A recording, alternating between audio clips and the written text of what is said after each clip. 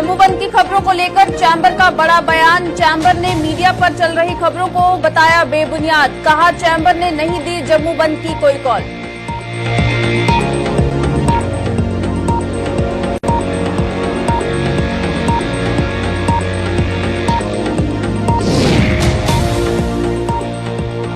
Expressway के अधीन आई जमीनों के मुआवजे पर विवाद। मुआवजे को लेकर कई परिवारों में शुरू हुए अब झगड़े।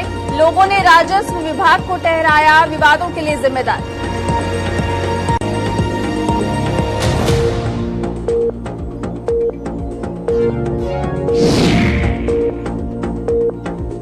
मुगल रोड पर बर्फ हटाने का काम तेज। पुसाना तक हाईवे से हटाई गई बर्फ। 20 मार्च तक हाईवे बहाल होने की संभावना।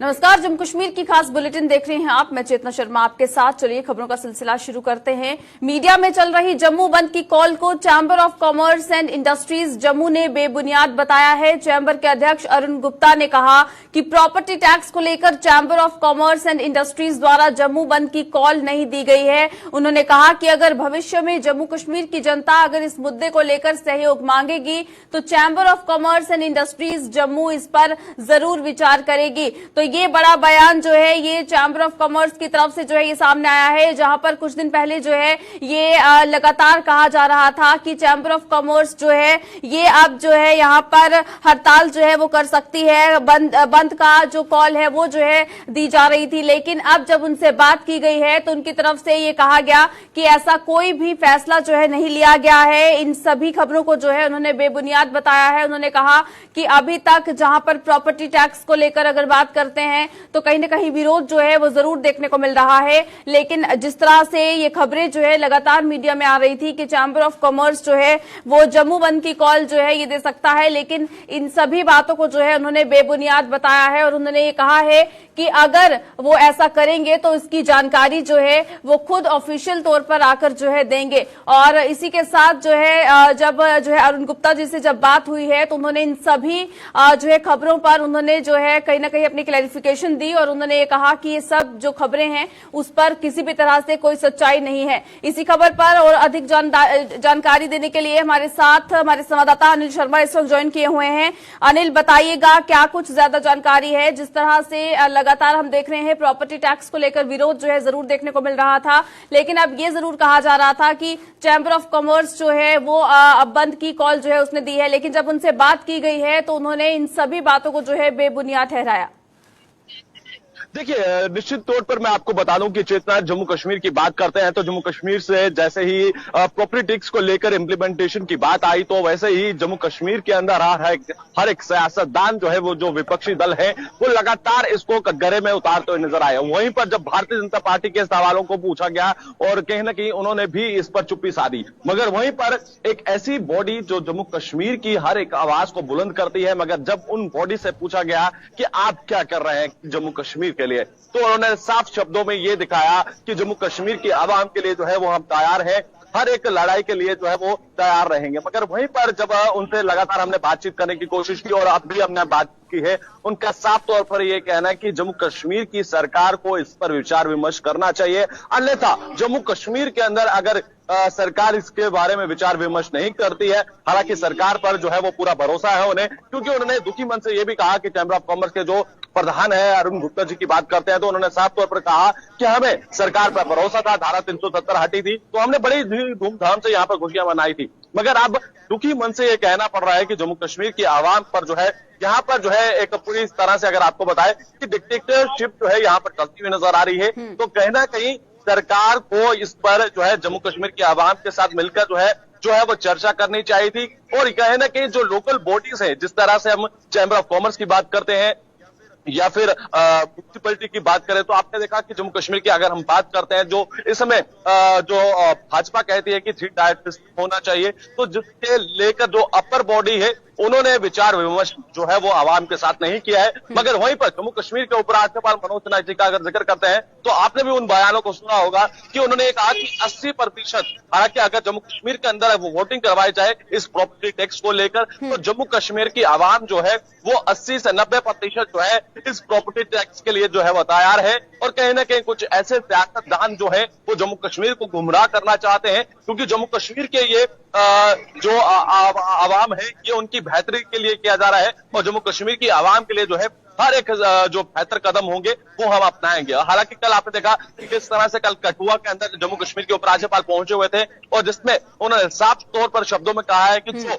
डिमोलिशिंग जो ड्राइव चलाई गई है उसमें जो लैंड को जो सरकार के अधीन किया गया है वो वहां पर जो है अस्पताल बनेंगे और जिनके पास स्कूल्स नहीं है वहां पर स्कूल्स बनाए जाएंगे। यहाँ पर बच्चों को खेलने के लिए प्ले ग्राउंड्स नहीं है, वहां पर प्ले ग्राउंड्स भी जो है वो सरकार बनाएगी। तो कहीं ना कहीं हम ये कह के चल सकते हैं कि एक तरफ आम जनता आक्रोश में है, ऐसी बॉडी जो है जो संगठन है वो रोष में है, विपक्षी दल रोष में है। तो कहीं ना कहीं आवाम का यही कहना है कि इस प्रॉपर्टी टैक्स को जो है जम्मू कश्मीर के अंदर वो इम्प्लीमेंट नहीं करना चाहिए, क्योंकि जम्मू कश्मीर की आवाम जो है वो भी इतनी सक्षम नहीं हो पाई है। क्योंकि अगर हम बात करते हैं मेट्रो सिटीज की बात करें तो वहां पर किस तरह से प्रॉपर्टी टैक्स, चाहे वो चंडीगढ़ की बात करें या फिर अन्य इलाके की बात करते हैं, तो वहां पर जो प्रॉपर्टी टैक्स किया जाता है और वहां पर विकास जो है वो अलग तरीके का है। अभी जम्मू कश्मीर की आवाम जो है कोरोना काल से ये नहीं उभर पाई है, तो पहले किस तरह के एक और जो टैक्स जम्मू कश्मीर की आवाम के लिए लगाया जा रहा है ये कहीं ना कहीं उनकी राहत के लिए नहीं है। क्योंकि चैंबर ऑफ कॉमर्स का यही कहना है जब तक सरकार इसको लेकर विचार विमर्श नहीं करती है, हालांकि हम लगातार जम्मू कश्मीर के उपराज्यपाल मनोज सिन्हा से बातचीत जरूर कर रहे हैं। चैंबर ऑफ कॉमर्स का यह कहना है कि एक टेबल टॉक हो जिस पर जम्मू कश्मीर के उपराज्यपाल ने यह भी कहीं ना कहीं एक टीम का गठन जरूर किया है, जिसमें यह कहा जा रहा है कि जो लोकल जो काउंसिलर्स हैं उनको भी कहीं ना कहीं सोच विचार करने के लिए जो है आवाम को समझाने के लिए जो है वो तैयार किया गया है। क्योंकि जम्मू कश्मीर की आवाम के लिए जो है बेहतरी के लिए प्रॉपर्टी टैक्स लगाने के लिए जो है वो कार्य किया जा रहा है। तो कहीं ना कहीं आप मान के चल सकते हैं कि चैंबर ऑफ कॉमर्स का यही कहना है कि जो सोशल मीडिया पर आप रूमर देख रहे थे कि सोमवार को जो है वो बंद की कॉल हो सकती है, मगर इसकी संभावना अभी हम ये पुष्टि नहीं करते कि सोमवार को कॉल जो है वो बंद होगा या नहीं होगा। मगर सवाल यहाँ पर ये चैंबर ऑफ कॉमर्स की तरफ से कहा जा रहा है कि हम जम्मू कश्मीर के आवाम के लिए जो है वो हर समय तैयार रहेंगे। अगर हमें लड़ाई लड़नी पड़ेगी तो हम लड़ाई भी लड़ेंगे, मगर वहीं पर अगर हम देखें तो एकदम सरकार की तरफदारी, यानी अनिल अभी सोच विचार करने के लिए कहा जा रहा है जो है कहीं ना कहीं। अगर चैंबर ऑफ कॉमर्स की अगर बात करें, जिस तरह से उनके प्रधान से भी जो है आपने बात की है और उन्होंने तमाम इन अफवाहों पर भी जो है क्लैरिफिकेशंस दी हैं, लेकिन कल जो सोमवार को जो कहा जा रहा था कि जम्मू बंद की कॉल जो है चैंबर ऑफ कॉमर्स दे रहा है उसको उन्होंने बेबुनियाद ठहराया है। लेकिन आने वाले समय में अगर सरकार जो है प्रॉपर्टी टैक्स के फैसले पर अड़ी रहती है तो क्या उसके बाद कोई ऐसी संभावना बनती है कि इस फैसले को लेकर जो है वो बंद की कॉल दे सकते हैं आने वाले समय में? देखिए, संभावना इसके बारे में जो है वो ये जताई जरूर जा रही है कि जिसमें चैंबर ऑफ कॉमर्स का ये कहना है कि हम जो है जम्मू कश्मीर की जनता के लिए खड़े रहते हैं और इस बार भी हम तैयार रहेंगे। अगर सरकार को तानाशाही रोप यहाँ पर देखने को मिलेगा तो सरकार के खिलाफ जो है वो आवाम जो है वो कड़ा मोर्चा जरूर खोलेगी और चैंबर ऑफ कॉमर्स जो है वो खुलकर सामने नजर आएगी। मगर वहीं पर आपको बता दें कि लगातार चैंबर ऑफ कॉमर्स का प्रधान का यही कहना है कि हम सरकार से बातचीत जो है वो जरूर कर रहे हैं और जल्द से जल्द जो है इसको लेकर जो है वो निर्णय जो है वो जरूर निकलेगा। मगर वहीं पर यह कहना है कि जम्मू कश्मीर की सरकार को जो इस समय उपराज्यपाल शासन यहाँ पर चल रहा है उसको आवाम के साथ मुलाकात करनी चाहिए। आपने भी देखा था कि जम्मू कश्मीर के उपराज्यपाल ये कह रहे थे कि हमने आवाम से बात कर ही इसे तैयार कर जो है ये इसे इम्प्लीमेंट कर रहे हैं। मगर वहीं पर चैंबर ऑफ कॉमर्स का कहना है कि आवाम से बातचीत की गई है, चाहे ना कि म्युनिसिपल विभाग से बात की गई, ना ही जो इस समय चैंबर ऑफ कॉमर्स है या फिर अन्य संगठन है, इनको जो है सरकार को सबसे पहले जो है अपने हित में लेना चाहिए था, तो उसी के बाद इस इम्प्लीमेंटेशन करना चाहिए था। मगर वहीं पर सरकार की पूरी तरह से जो है वो कहीं ना कहीं आपको बता दें कि उनका ये साफ तौर पर स्टैंड देखने को मिला है कि जम्मू कश्मीर की सरकार को इससे हटाना होगा, टैक्स को जम्मू कश्मीर के अंदर इम्प्लीमेंट नहीं करना होगा। ये साफ तौर पर कहते हुए नजर आए हैं कि अगर हमें लड़ाई लड़नी पड़ी तो हम जम्मू कश्मीर की जनता के साथ रहेंगे और इस लड़ाई को लंबी लड़ाई रखेंगे और इस लड़ाई को जो है हम जरूर जीतेंगे। जी चलिए अनिल, बहुत शुक्रिया ज्यादा जानकारी के लिए। तो जिस जनता पर जो है प्रॉपर्टी टैक्स इंप्लीमेंट किया जाएगा उनसे विचार विमर्श जो है वो किया जाना चाहिए था, ऐसा कहना है जो है चैम्बर ऑफ कॉमर्स के प्रधान का। और इसी बीच उन्होंने जहां पर जम्मू बंद की कॉल को लेकर भी जो है उन्होंने क्लैरिफिकेशन दी है और उन्होंने साफ तौर पर यह कहा है कि अभी किसी भी तरह से कोई ऐसा फैसला जो है वो नहीं लिया गया है, लेकिन हो सकता है कि आने वाले समय में अगर जनता को जो है ये चाहिए कि अगर वो इस तरह से बंद की कॉल ले तो वो इस पर जो है जरूर विचार विमर्श जो है वो जरूर करेंगे। वहीं दिल्ली अमृतसर कटरा एक्सप्रेसवे के अधीन आई जमीनों के मुआवजे को लेकर बड़ा विवाद सामने आया है। मुआवजे को लेकर कई परिवार बिखर गए हैं और परिवार के सदस्य एक दूसरे से झगड़ रहे हैं। लोगों का आरोप है कि ये विवाद राजस्व विभाग द्वारा मुआवजे का सही आवंटन न करने के कारण शुरू हुआ है। तो जिस तरह से जो है एक्सप्रेसवे के अधीन जो भी जमीनें आई हैं उसके मुआवजे जो है वो भी सरकार उन फैमिलीज को जो है दे रही है, लेकिन लोगों का अब सवाल ये है, क्योंकि लोगों की फैमिलीज की अगर बात करते हैं तो इन परिवारों की अगर बात करते हैं तो विवाद जो है वो आपस में यहां पर देखने को मिल रहा है। और यहां पर अब इस विवाद को लेकर जो है राजस्व विभाग को जिम्मेदार ठहरा रहे हैं ये परिवार, ये लोग। और उनका यही कहना है कि जो पैसा जो दिया गया है, जो मुआवजा दिया गया है, उसका सही तरीके से जो है आवंटन नहीं किया गया, जिस वजह से परिवारों में जो है यहां पर विवाद देखने को मिल रहा है। आपसी जो यहां पर मतमुटाव हैं जो है फैमिलीज में वो यहां पर जो है देखने को मिल रहे हैं। तो राजस्व विभाग पर जो है ये आरोप अब लगाए जा रहे हैं। चलिए इसी पर ज्यादा जानकारी लेंगे। हमारे साथ हमारे संवाददाता रंजीव मेहता इस वक्त ज्वाइन किए हुए हैं। रंजीव बताइएगा, एक तरफ जहां इससे पहले जब जो है सरकार इन लोगों को मुआवजा नहीं दे रही थी, जिनकी भी जमीनें जो है एक्सप्रेसवे में आई हैं, उस वक्त भी जो है कहीं ना कहीं रोष व्यक्त किया जा रहा था, लेकिन अब जब मुआवजा दिया जा रहा है उसके बाद भी ये फैमिलीज जो है अब राजस्व विभाग पर आरोप लगा रही हैं कि इनके आपसी भाईचारे में, अपनी फैमिलीज में इनके जो है अब मतभेद होना शुरू हो चुके हैं। कि ये जो रेवेन्यू विभाग है जम्मू कश्मीर का, इसमें हमेशा जब से जम्मू कश्मीर का भारत के साथ तब से लेकर जमीनों का डिस्प्यूट लगातार बना रहता है। हर सालों साल जैसे ही सरकारें बदलती हैं, कानून भी इसके साथ बदले हैं और जिससे जो छोटे वर्ग का किसान था, जिसकी जमीन थी, उसको लेकर उसको इतनी समझ नहीं है, क्योंकि हमारा जो जम्मू संभाग का इलाका है, जो नीचे जितना भी प्लेन एरिया कठुआ का हो, सांबा का हो, चाहे जम्मू एरिया का हो, जम्मू जिले का हो, इस इलाके में लोग अभी जो अब की जो जनरेशन है वो उर्दू में ही नहीं है, जिसके कारण जितना भी रिकॉर्ड है वो उर्दू में होता है, लोगों को समझ नहीं आती है। और अभी एक्सप्रेस वे की बात करूं तो इसके मुआवजा जैसे ही जमीन उन्होंने अधिग्रहण की तो एक तरफ उन्होंने बोला था कि जितनी भी एग्रीकल्चर जमीन होगी, जमीन का टुकड़ा होगा, उसका 4 गुना मुआवजा दिया जाएगा। इसको लेकर रेवेन्यू विभाग ने जो पेपर बनाए हैं उसके मुताबिक जो परिवार पिछले 40 साल से जिनका बंटवारा हो चुका है लेकिन रेवेन्यू रिकॉर्ड में नहीं था, उसके बावजूद उन सभी को वहां पे जो मुआवजे की रकम है वो दी जा रही है। जो लोग मौजूदा काबिज थे उनको रकम नहीं मिल रही। कई जगह पे ऐसा भी देखने आया है, कई जगह पर ऐसा हो रहा है कि जो परिवार की बेटियां हैं, जो पिछले 50 साल से जिनकी शादी हो गई है, वो उनको भी पैसे जो है जो ये मुआवजे की रकम है वो दी जा रही है। जबकि कई परिवारों में एक भाई की जमीन आ चुकी है, दूसरे की नहीं आई है, लेकिन पैसे जो है वो जिसकी नहीं आई है उसके खाते में चले गए हैं। ऐसे बहुत से मामले हैं जिनको लेकर परिवारों में विवाद हो गए हैं, लोगों के परिवार टूटने की कगार पर आए हैं।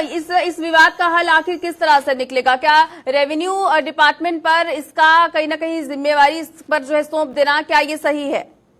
हाँ बिल्कुल चेतना, इसकी जो जिम्मेवारी है वो पूरी रेवेन्यू विभाग पर आयत होती है, क्योंकि विभाग को जो पैसे का आवंटन करना था, जितना भी इनका वार्ड जो करना था, वो पर्टिकुलर गांव में जाकर वहां में लोगों के बीच में बैठकर तहसीलदार, नायब तहसीलदार और पटवारी और कंसर्न पटवारी, इवन के जो ऑर्डर है उसमें डीसी का भी जिक्र है, उन्होंने वहां पे जाकर वहां पर लोगों में कैंप लगाकर उनको बिठाकर और जमीन की निशानदेही कर उनके जो मुआवजे की रकम उसको बनाना था। पर मिली भगत के चलते, क्योंकि इन्होंने जितना भी एक्सप्रेस वे का रेवेन्यू का रिकॉर्ड का जितना भी मुआवजे का बनाया वो कठुआ के रावी तवी इरिगेशन कनाल की बिल्डिंग में बनाया है लोग 50-50 किलोमीटर से वहां पे जाने को मजबूर हो रहे हैं। वहां पे सुनवाई नहीं होती। जब भी लोग जिला उपायुक्त तक ये अपनी बात पहुंचाते हैं, लेकिन वो भी वहां इनकी सुनवाई नहीं होती, क्योंकि जिला उपायुक्त भी कभी लोगों के बीच में नहीं आए, सिर्फ ब्लॉक दिवस में सुनते हैं। लेकिन जो रेवेन्यू विभाग है, वो उनके जो पटवारी तहसीलदार जो अमला है, वो लोगों के बीच सुनवाई ना करते हुए जैसे पेपर बने हैं। और इसके ऊपर बड़ी बात यह है कि जो बंदोबस्त हुआ है जो इन जमीनों का, वो कई जगह पे हुआ है, कई जगह पे नहीं हुआ। जहाँ पे हुआ है वहां पे लोगों के ऑब्जेक्शंस है, ऑब्जेक्शन वहां पे पड़े हुए हैं, उनको सॉल्व नहीं किया गया, जिसके कारण ये स्थिति जो लोगों में बनी हुई है। लोगों के परिवार टूट रहे हैं और साथ में जमीनें भी जा रही हैं लोगों की। जी चलिए रंजीव, बहुत शुक्रिया ज्यादा जानकारी के लिए। तो जिस तरह से जो है इस एक्सप्रेस वे के अधीन जो जमीनें आई हैं, उन जमीनों की जो फैमिलीज हैं उनकी तरफ से जो है अब लगातार रेवेन्यू डिपार्टमेंट पर जो है सवाल उठाए जा रहे हैं, क्योंकि जो पैसे का जो आवंटन किया गया है वो सही तरीके से नहीं हुआ है और अब ये विवाद जो है उनके घरों तक पहुंच चुका है।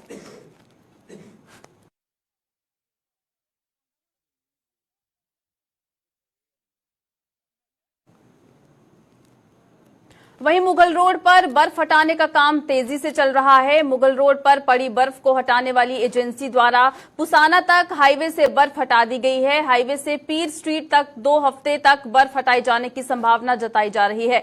बर्फ के साथ साथ रोड पर गिरी पस्सियों को हटाने का भी कार्य किया जा रहा है। उम्मीद जताई जा रही है कि 20 मार्च तक मुगल रोड को यातायात के लिए खोल दिया जाएगा।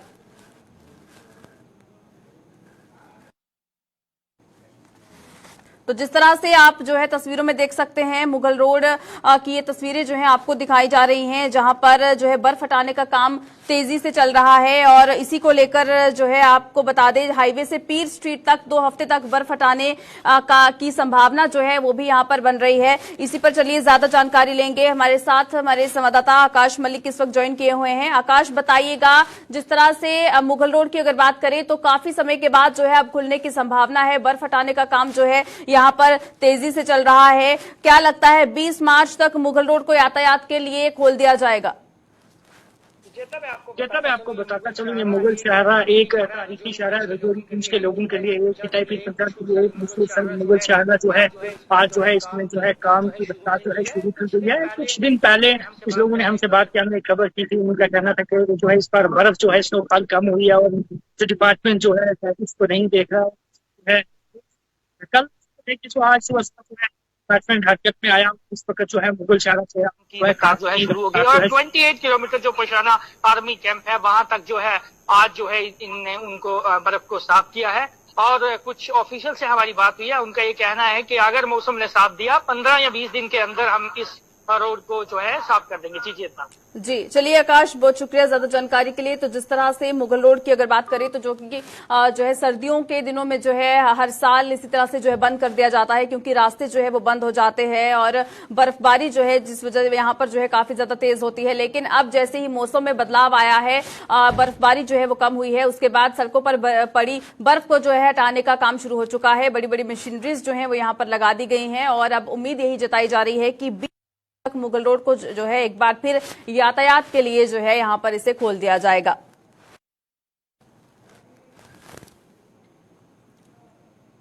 पुंछ में सुरक्षा बलों ने नशा तस्करी के एक बड़े मॉड्यूल का पर्दाफाश करते हुए करीब 7 किलो हेरोइन, करीब 2 करोड़ 30 लाख रुपए की नकदी, 15,000 रुपए के अमेरिकी डॉलर के साथ साथ एक पिस्टल मैगजीन, 10 कारतूस बरामद किए हैं। पकड़ी हेरोइन की कीमत अंतर्राष्ट्रीय बाजार में करीब 35 करोड़ रुपए बताई जा रही है। बताते चलें कि ये कार्रवाई सुरक्षा बलों ने नशा तस्कर रफी धाना उर्फ रफी लाला के ठिकाने पर की है। रफी धाना पिछले 6 माह से जेल में बंद है और इसी 24 फरवरी को पुलिस ने उस पर पीएसए की कार्रवाई की थी। सूत्रों की माने तो इस मामले के तार पंजाब के नशा तस्करों से भी जोड़े जा रहे हैं। पुलिस के अनुसार नियंत्रण रेखा के पास रहने वाले रफी धाना के मामले में पुलिस लगातार जांच कर रही थी। इनपुट मिलने के बाद शुक्रवार को पुंछ पुलिस, सीआरपीएफ, सेना व पुलिस की विशेष टीम दोपहर करीब 2 बजे नशा तस्कर रफी के मंडी तहसील के डन्ना डुइया गांव पहुंची। जवान जब घर के अंदर गए तो वहां पर 2 महिलाएं मौजूद थीं और घर के अंदर 2 कमरों में ताला लगा हुआ था।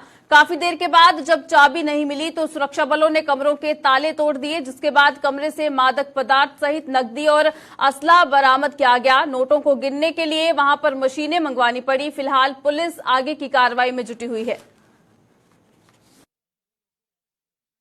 आज पुलिस के द्वारा यहाँ पर एक छापामारी की गई है, तो जिसमें 7 किलो हेरोइन मिलाए कुछ सब्सटेंस है, तो कह नहीं सकते क्या है। तो उसमें एक देसी कट्टा, कुछ रोंद है और जो कैश यहाँ पे जब्त की है वो करीब 2 करोड़ 30 लाख तक बताया जा रहा है कि डॉलर में। हाँ, वो जो डॉलर है वो 150 नोट है डॉलर्स का। तो उसकी मुझे एग्जैक्टली कीमत तो पता नहीं डॉलर्स की क्या है, बट ये था अभी तक जो जब्त किया गया है। कार्रवाई जारी है, उसके बाद जो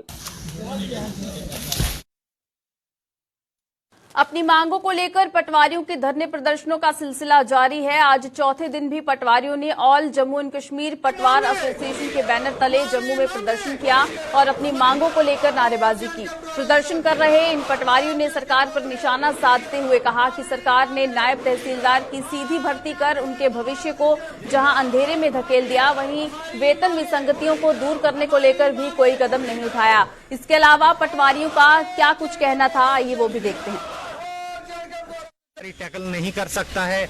आप लोगों ने नियाबतें बढ़ा दी, तहसीलें बढ़ा दी, डिस्ट्रिक्ट बढ़ा दिए, सब डिवीजन बढ़ा दिए, इवन कॉन्स्टिट्यूंसी भी बढ़ा दी, लेकिन जहां से शुरुआत होती है किसी फाइल की वो आपने पटवार हल्का वहीं का वहीं रखा है। हम चाहते हैं कि इसकी रैशनलाइजेशन हो, हदबंदी हो, लोग जो हैं वो सफर ना करें। एक पटवारी के बदले में 4 पटवारी डिप्यूट हों तो लोगों को हम इजी सर्विस प्रोवाइड करवा सकें। उसके अलावा हमारी एक डीपीसी हुई थी, उस डीपीसी में जो हमारी प्रमोटिव गिरदौर्स की ट्रांसफर्स हुई वो ट्रांसफर जो है आउट ऑफ डिस्ट्रिक्ट की गई हैं। हम चाहते हैं कि अगर बड़े ऑफिसर जो हैं वो अपने डिस्ट्रिक्ट में काम कर सकते हैं तो गिरदौर क्यों नहीं कर सकते। इसीलिए हम चाहते हैं कि उन लोगों को भी वापस अपने होम डिस्ट्रिक्ट में लाया जाए। ये हमारी मेन डिमांड्स हैं। तब तक आपकी स्ट्राइक जो है वो कंटिन्यू रहेगी? बिल्कुल, स्ट्राइक कंटिन्यू है। ये अपेक्स बॉडी ने हमें कॉल दी है, जब तक गवर्नमेंट उनसे कोई बातचीत नहीं करती, हमारी मांगे नहीं मानी जाती, तो हमें अपेक्स बॉडी का आदेश है, हम उस आदेश के साथ खड़े हैं। जम्मू के राजपुरा, खरूनी और गढ़खाल गांव प्याज उत्पादन के लिए जाने जाते हैं, लेकिन इन गांव के प्याज उत्पादक कृषि विभाग से अच्छे खासे नाराज हैं। इन लोगों का आरोप है कि कृषि विभाग की ओर से उन्हें ना तो बीज मिलता है और ना ही किसी प्रकार की सहायता। यही नहीं, इन लोगों का ये भी आरोप है कि वो पिछले कई वर्षों से प्याज का उत्पादन कर रहे हैं, लेकिन उन्हें उनकी पैदावार का सही दाम नहीं मिलता। सही दाम न मिलने से उन्हें उनकी मेहनत का फल नहीं मिलता और उनका गुजारा बड़ी मुश्किल के साथ होता है।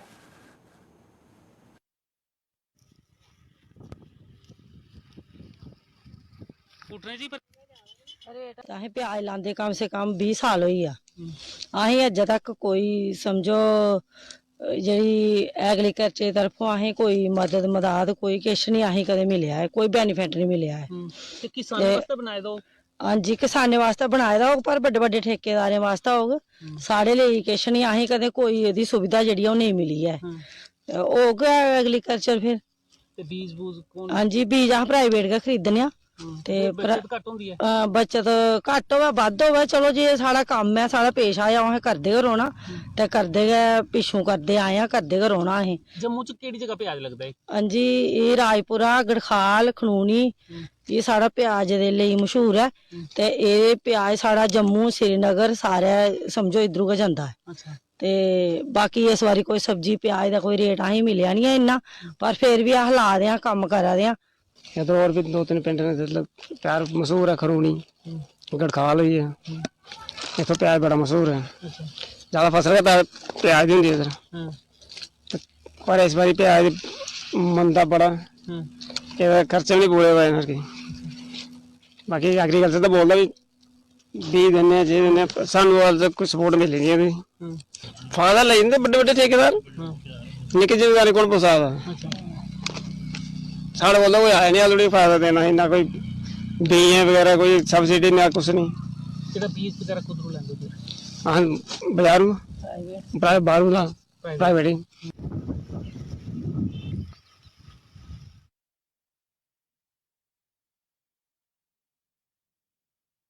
चलिए बुलेटिन में फिलहाल इतना ही, दीजिएगा इजाजत, नमस्कार।